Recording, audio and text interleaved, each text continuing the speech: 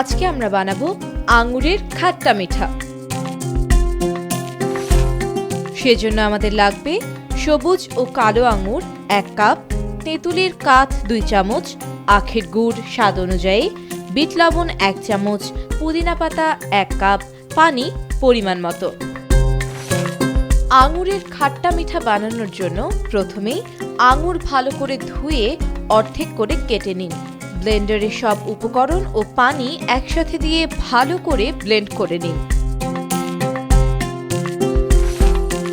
গ্লাসে ঢেলে ঠান্ডা ঠান্ডা পরিবেশন করলেই তৈরি হয়ে যাবে মজাদার আঙুরের খাট্টা মিঠা।